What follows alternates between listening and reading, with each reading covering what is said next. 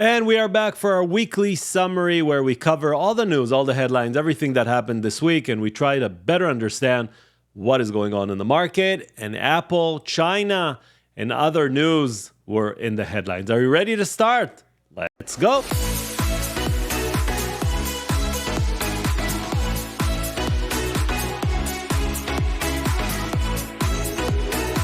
Well, that was pressed too early. Hi, everyone, and welcome back to the channel. If you're new to the channel, welcome.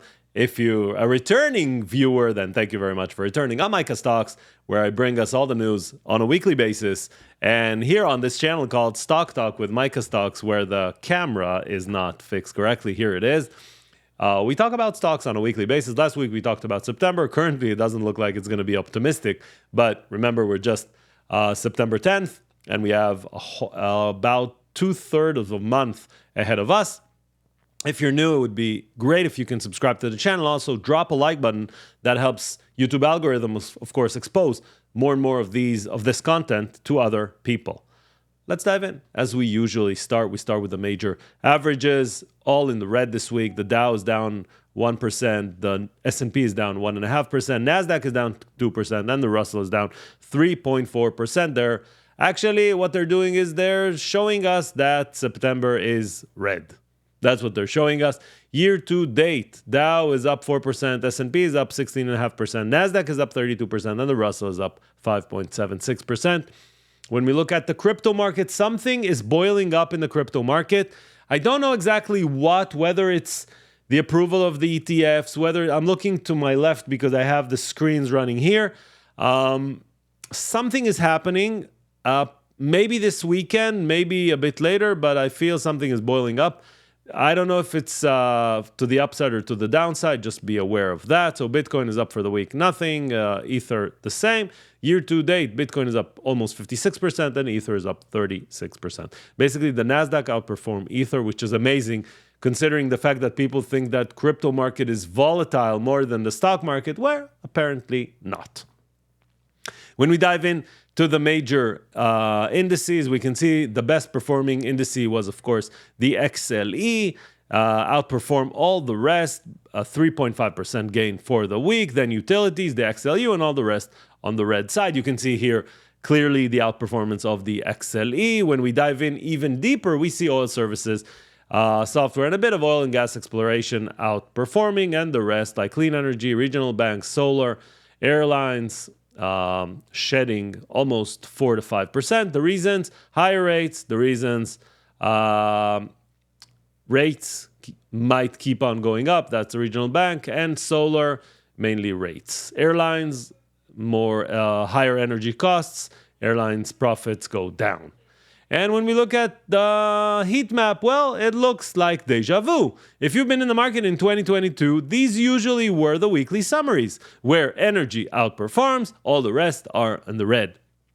Highlight, you can see a few highlights like Eli Lilly, Oracle, and Intel outperforming this week, but all the rest coming in pretty much on the red side. When we look at the regular stocks that we cover, we have Netflix outperforming this week on a 2%, and Microsoft 2%. And on the other side, we have SolarEdge down 8.4% and Nvidia down 7.8. We're going to talk about 7.6. Sorry, we're going to talk about Nvidia and the very, very bizarre story that is circulating in the last week around Nvidia and Core Weave. Those were the statistics for the week. Are you ready to start with the major news? Let's dive in. So we had earnings releases. We're basically at the end of the earnings cycle. We did have Zscaler, GitLab, and Asana. Pretty much good results. C3 AI with mediocre results, mainly on the forecast.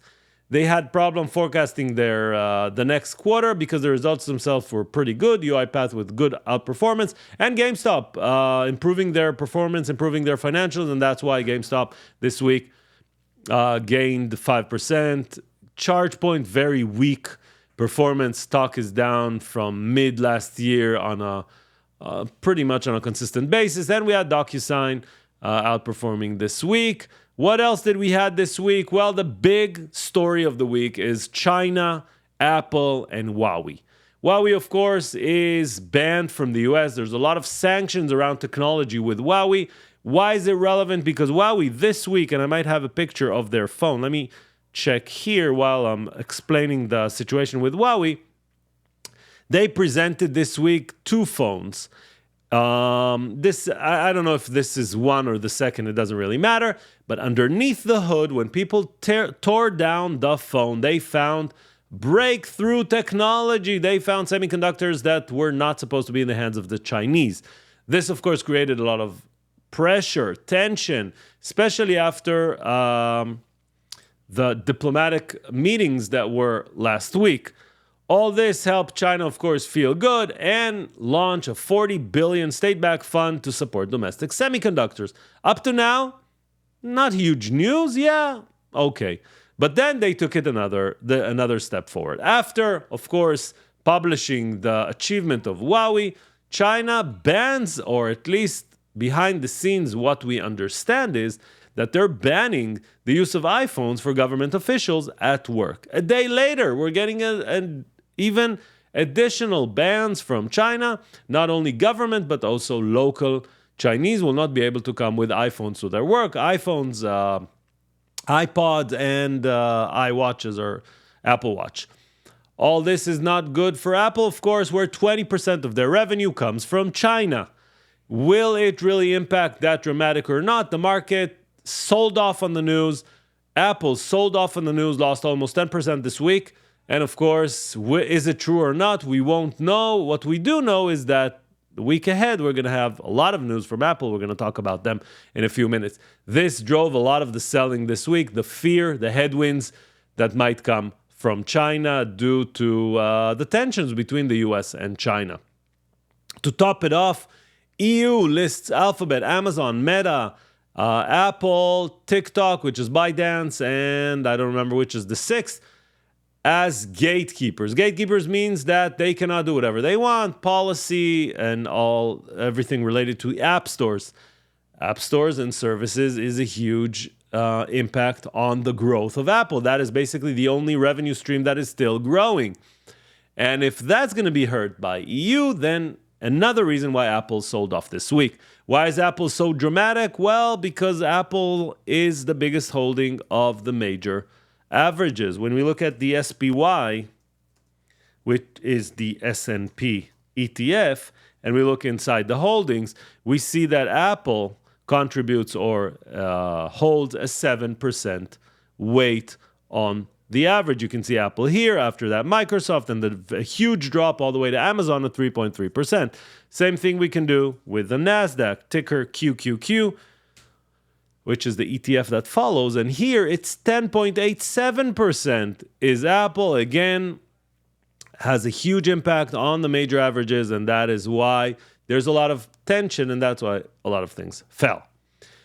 FTC antitrust, we talked about this, I think, a month ago during September. Probably the FTC is going to try to submit their suit against Amazon, try to split Amazon after the negotiations fell because Amazon said, you don't have a case. We're not going to do any changes. So let's probably expect that to be pressure on Amazon, or if it won't be submitted, then no pressure on Amazon.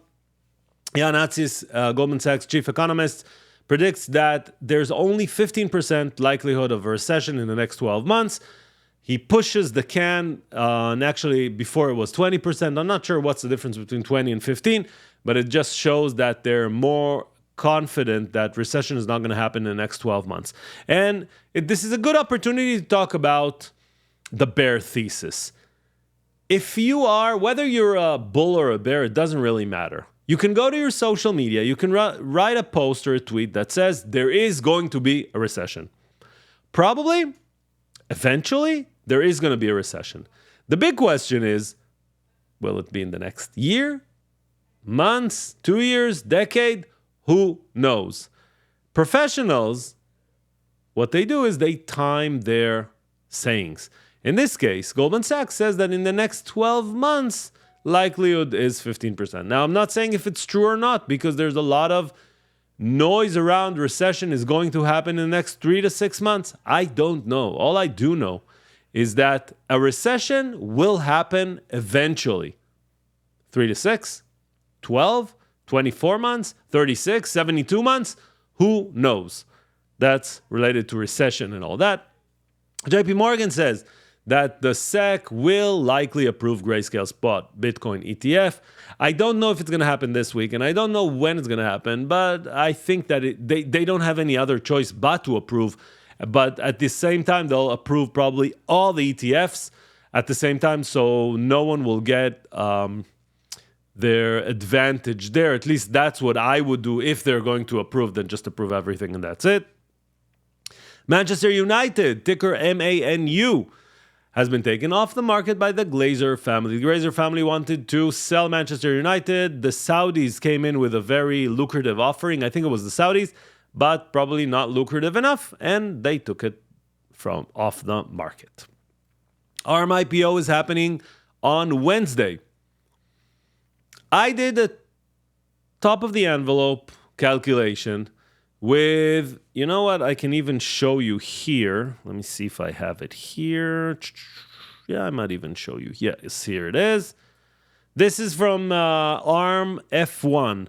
ARM F1 states that the net income, whether you go with EPS over the net income or you go with a pro forma, their 2023 EPS, according to the number of shares they want to go out with, is between 16 cents and 51 cents for 2023, which is the year they ended. So these are the most updated numbers.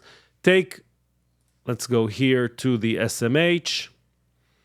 I'll do a quick math so you'll see what I mean. I'm not looking at this. Just a second. Wrong chart. Here it is. US sector. SMH has a 32 PE for last 12 months. If you put a 32 PE on the valuation that I just showed you, where is that valuation? Here it is.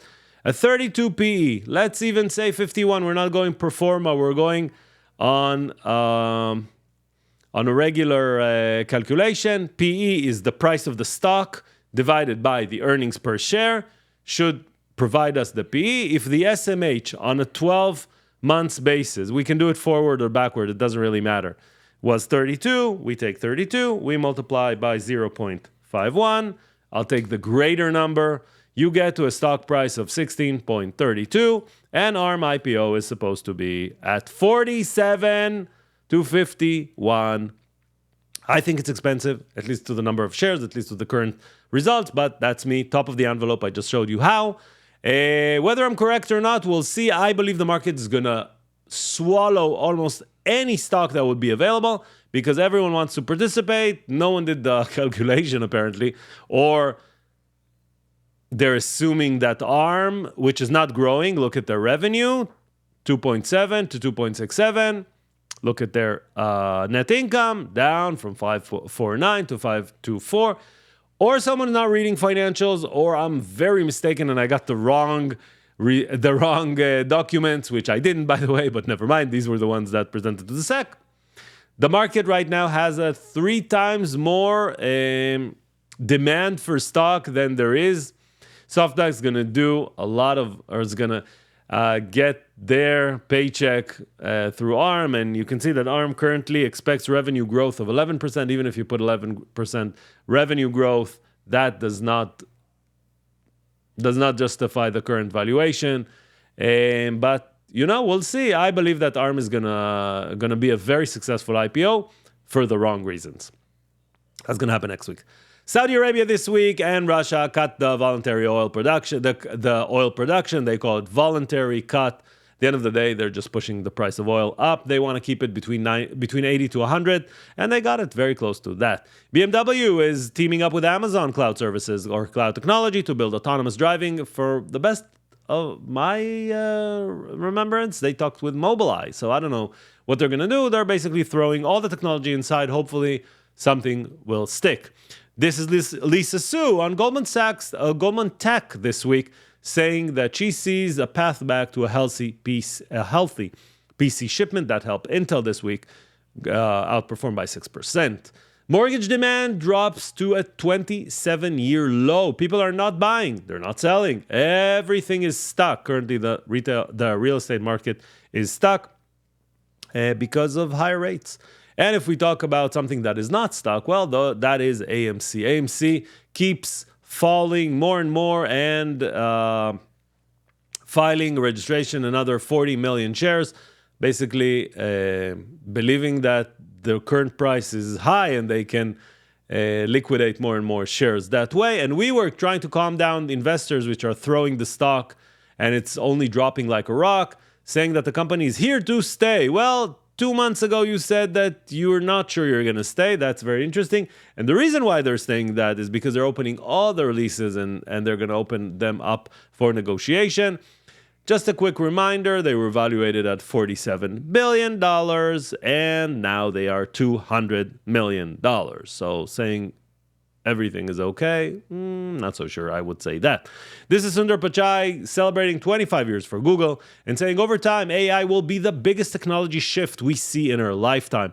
I agree with him. I think AI is going to change everything we do. They're going to change the workplace. They're going to change in the industries. They're going to change the industrial. They're going to be a huge revolution, and it's just the beginning. If you feel you're not aware of everything that's happened in the world of AI, I do suggest dive into it because this is the future. It's like saying, oh, internet, it's not going to work. Amazon, who's going to buy through a website? Etc., etc., etc. And this is the funny thing about recession. Maybe I should have added it earlier. GDP, current GDP for Q3 2023 is currently 5.6%. Or needs to drop very dramatic, or the American economy is very, very strong. Currently, the numbers show that they're very, very strong. And Honda is the latest car manufacturer who aligns themselves to Tesla's NACS, which is a Northern America charging system, their proprietary way of charging electric cars. And I think most, if not all, the car manufacturers align themselves. Probably the next, once FSD will be launched, my assumption is that it's going to happen the same way. Tesla is signed a contract with Hilton Hotels to install 20,000 charging stations around 2,000 Hilton hotels. That will increase the spread of 50. Currently, Tesla has 50,000 superchargers around the world. At just in the US, 20,000 more. The numbers are going to be staggering. And again, probably a lot of hotel chains are going to do the same agreements. And this is Elon Musk on Friday showing the Tesla Semi, the new Model 3 that launched last week, the Project Highland, the Model Y, the Cybertruck, the X, the S, all of them loaded on one Semi, going somewhere with 3 letters LFG. You know what they mean, the acronym, what it means. And if you don't, just Google it. I'm not going to say it here on this channel. And the big question is, where are they going? Are they going to the car show in Detroit, or are they going to a different show in LA? And we will see that probably in the next few days. Where are they going?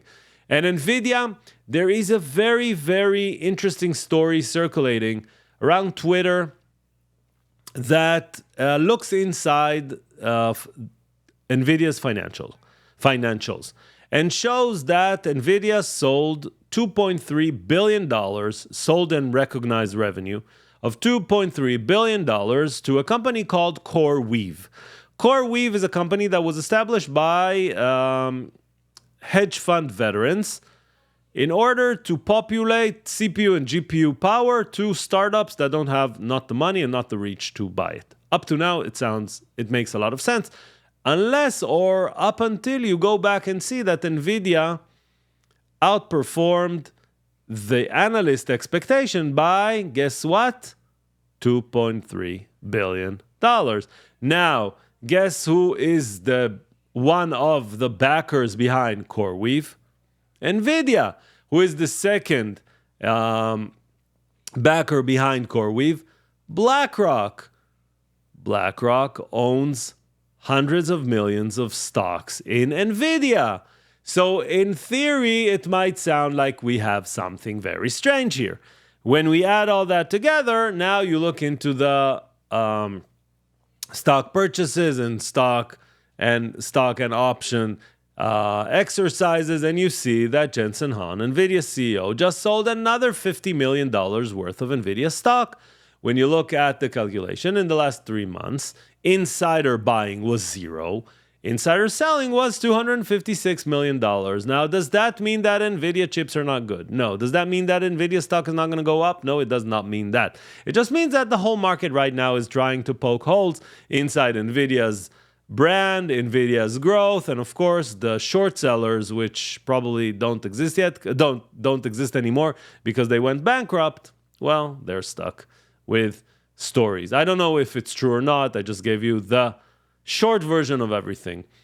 Airbnb New York. Well, New York doesn't want short-term Airbnbs in the city, and they're saying that if you have an Airbnb which rents less than a month, you need to report it, and it's going to be a local law. A lot of problems around that. They're saying that it creates noise, trash, and danger. At the end of the day, it just increases the prices for apartments in New York, and they're trying to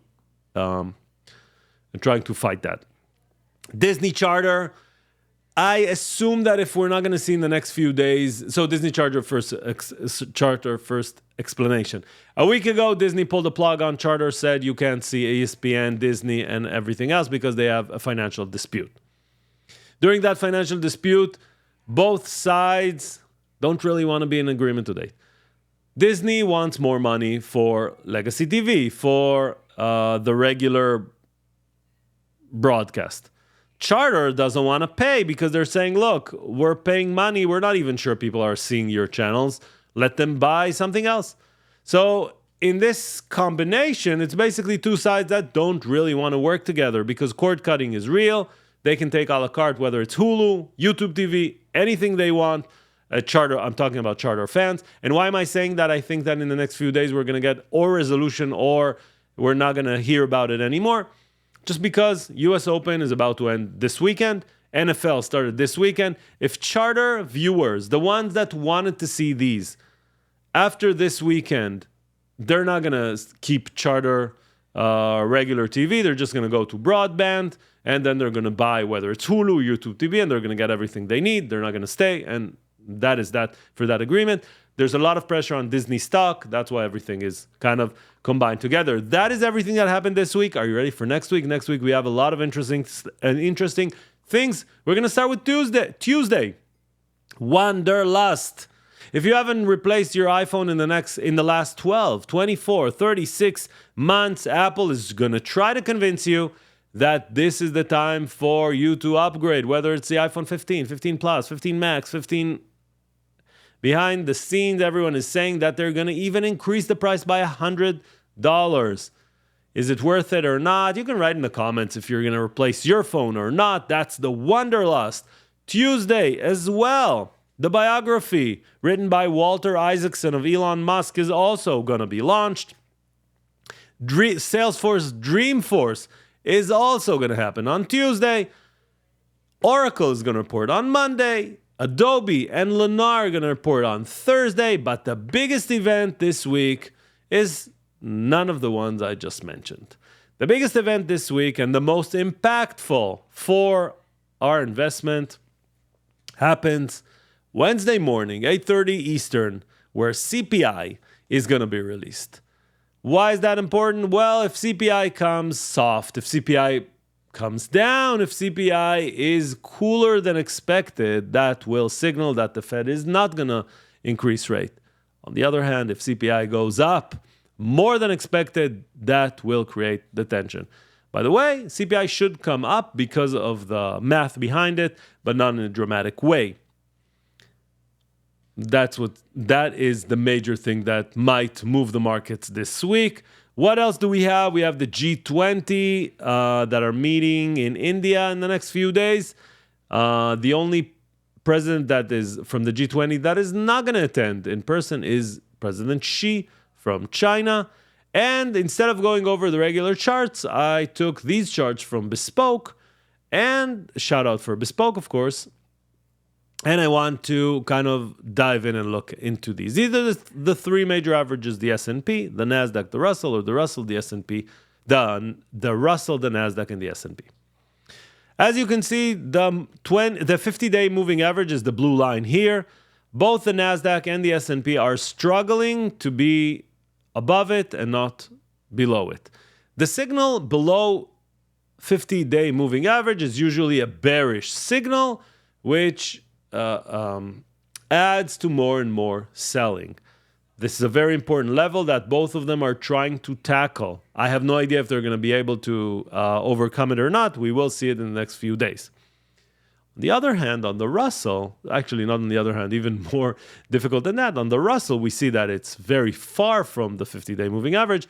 And we might also see that we might have here head and shoulders, which is a bearish sign. Again, I don't know if it means that the Russell is going to drop. Russell is the 2,000 small cap, mid cap companies. Does that mean that the market is going to fall, or the buyers are going to sweep in and buy all the way up? We will, and we need to see that in the next few days, next few weeks. That is the test for the market. CPI might be a good data point to change the current trajectory, but as we saw, August was red. Beginning of the month was red. We need the market to outperform in order for something to happen. Otherwise, we can go down because there's a lot of meat to come down because we went up so much. Stock Talk with Micha Stocks. I'm Micha Stocks. Thank you very much for joining. If you haven't dropped that like button, please do. Subscribe if you want. And I'll see everyone next week. Same time, same place. See you later. Bye-bye.